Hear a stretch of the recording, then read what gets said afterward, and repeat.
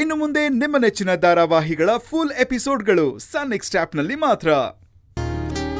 ಈಗ ಯಾಕೆ ಮತ್ತೆ ಭಯ? ಅದೇ ನನಗೂ ಅರ್ಥ ಆಗ್ತಿಲ್ಲ. ನನ್ನ ಜೀವನ ಯಾಕೋ ಒಗ್ಟು ಅಂತ ಅನಿಸ್ತಿದೆ. ಇದನ್ನ ನನ್ನಿಂದ ಬಿಡ್ಸಕ್ಕಾಗುತ್ತಾ ಅಂತ ನನಗೆ ಒಂದೊಂದ್ಸಲ ಅನುಮಾನ ಬರುತ್ತೆ. ನೋಡು, ಇಷ್ಟು ದಿನ ನೀನೊಬ್ಳೇ ಇದ್ದೆ, ಅದಕ್ಕೆ ಈ ಥರ ಎಲ್ಲ ಅನ್ನಿಸ್ತಿತ್ತು. ಆದರೆ ಇನ್ನು ಮುಂದೆ ನಾನು ನಿನ್ನ ಜೊತೆ ಇರ್ತೀನಿ.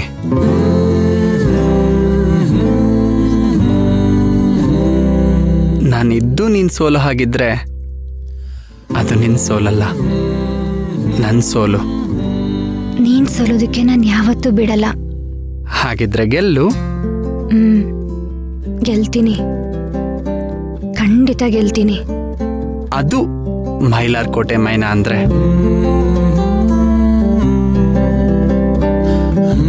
ಆದ್ರೆ ನನ್ನ ಪ್ರತಿ ಹೆಜ್ಜೆಲೂ ನೀನಿರ್ಬೇಕು. ಖಂಡಿತ ಇರ್ತೀನಿ. ನಿನ್ನೆರಳಾಗಿ ಸದಾ ನಿನ್ನ ಜೊತೆನೇ ಇರ್ತೀನಿ. ಆದ್ರೆ ನೀನ್ ನೋಡಕ್ ಹೇಗಿದ್ಯಾ? ನಾನ್ ನಿನ್ನ ನೋಡ್ಬೇಕು ಅಂತ ಅನಿಸ್ತಿದೆ. ನನ್ ಕಣ್ಮುಂದೆ ಯಾವಾಗ ಬರ್ತೀಯಾ? ಸಮಯ ಬಂದಾಗ ಬರ್ತೀನಿ. ಈಗ ಸದ್ಯಕ್ಕೆ ನಾನು ನಿನಗೆ ತಂದ್ಕೊಟ್ಟಿರೋ ಗಿಫ್ಟ್ನ ನೀನು ತೆಗೆದು ನೋಡು. ನೋಡ್ದೆ, ಜೋಳ ಇತ್ತು. ಅದ್ ನನ್ಗಿಷ್ಟ ಅಂತ ನಿನ್ಗೆ ಹೇಗೆ ಗೊತ್ತು? ನಿನ್ನ ಇಷ್ಟ ಕಷ್ಟ ಎಲ್ಲ ಸಂಪೂರ್ಣವಾಗಿ ಅರ್ಥ ಮಾಡ್ಕೊಂಡಿದ್ದೀನಿ. ಅದಕ್ಕೆ ತಾನೆ ಹಳ್ಳಿಗೆ ಹೋಗಿ ನಿನ್ಗೆ ಗೆಳತಿ ಸೈಕಲ್ನ ಕರ್ಕೊಂಡು ಬಂದಿದ್ದು. ನನಗೆ ಜೋಳ ತಿಂತಿರ್ಬೇಕಾದ್ರೆ ನನಗೆ ನನ್ನ ಹಳ್ಳಿನೇ ನೆನಪಾಯ್ತು. ನಿನ್ನಂಥ ಸ್ನೇಹಿತನ ಪಡೆದಿರೋದಕ್ಕೆ ನಾನು ತುಂಬ ಪುಣ್ಯ ಮಾಡಿದ್ದೀನಿ. ನಿಜ ಹೇಳಬೇಕು ಅಂದರೆ ನಿನ್ನಂಥ ಗೆಳತಿನ ಪಡೆಯೋದಕ್ಕೆ ನಾನು ಪುಣ್ಯ ಮಾಡಿದ್ದೀನಿ.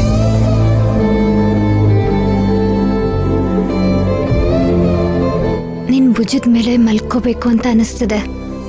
ಇನ್ನು ಸ್ವಲ್ಪ ಹೊತ್ತು ಮಲ್ಕೊಂಡ್ಲಾ? ಆ ಜಾಗಕ್ಕೆ ಮಹಾರಾಣಿ ಅಂದರೆ ನೀನೊಬ್ಳೆ. ಜೀವನ ಪೂರ್ತಿ ಮಲ್ಕೋ.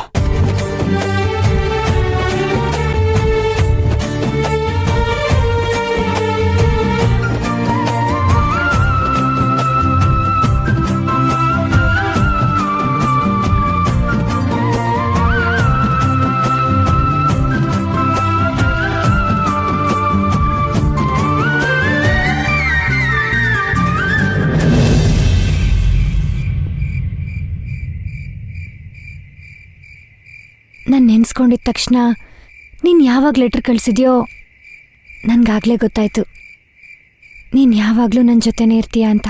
ಏನಿದು ಏನಿ ತಯಾರಿ, ಮನದಲ್ಲಿ ನೂರು ಬಾರಿ ಒಲವಿನ ಖಾತರಿ. ಏನಿ ಎದೆಲಿ ದಿನವಿಡೀ ನಿನ್ನ ನೋಡು ಮುಗಿಯದ ಚಾಕರಿ.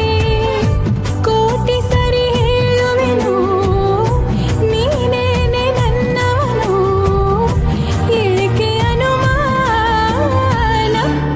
ಆಡಿ ಮಾಡಿ ಹೇಳುತ್ತೀನಿ ನಾನು ನಿನ್ನವಳು. ಹಾ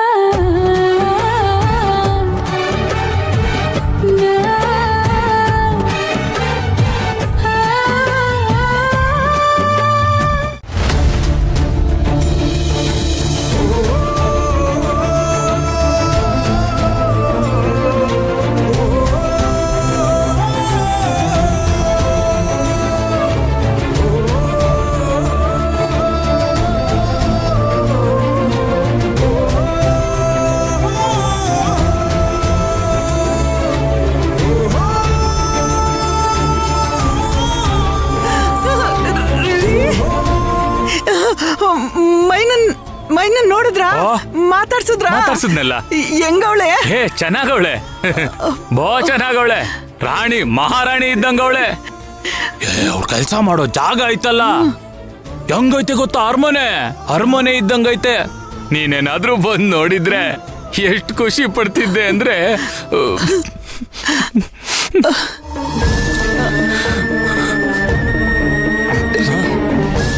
ಯಾಕ್ರಿ ಕಣ್ಣೀರು? ಹೇ, ಹೇ, ಹೇ, ಹೇ. ಇಲ್ಲ ಏನಿಲ್ಲ, ಏನಾರು ಬಿದ್ದಾಯ್ತಾ ನೋಡು. ಎಲ್ಲಿ?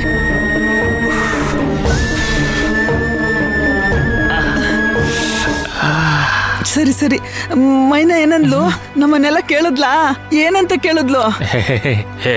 ನಿಂದೊಳ್ಳೆ ಸರಿ ಹೋಯ್ತು. ನನ್ ಜೊತೆ ಮಾತಾಡಕ್ಕೆ ಅವಳಿಗೆ ಸಮಯ ಸಿಗ್ಲಿಲ್ಲ ಅಂತಾದ್ರಾಗೆ ನಿನ್ ಬಗ್ಗೆ ಕೇಳ್ತಾಳ ಅವಳು. ಅಣ್ಣ, ಮೈನಾ ಅಂತ ಕೆಲ್ಸದಲ್ಲ ಅವಳ. ಅಂತ ಕೆಲ್ಸ ಏನ್ ಮಾಡ್ತಾವಳ ಅಣ್ಣ ಅವಳು? ಅವಳು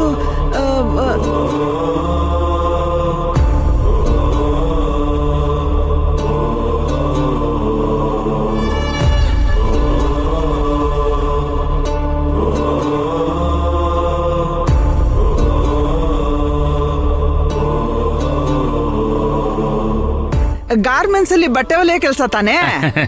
ಅದೇ ಕೆಲ್ಸಾನೇ, ಗಾರ್ಮೆಂಟ್ ಅಲ್ಲಿ ಅದೇ ಕೆಲ್ಸಾನೇ. ಆದ್ರೆ ಸಿಕ್ಕಾಪಟ್ಟೆ ಕೆಲ್ಸ ಕಣೆ ಅವಳಿಗೆ. ಮಾತಾಡಕ್ಕೆ ಪುರ್ಸೊತ್ತಿಲ್ಲ, ಎಲ್ಲಾ ಕೆಲ್ಸನೂ ಅವಳಿಗೆ ಕೊಟ್ಬಿಟ್ಟಿದ್ದಾರೆ.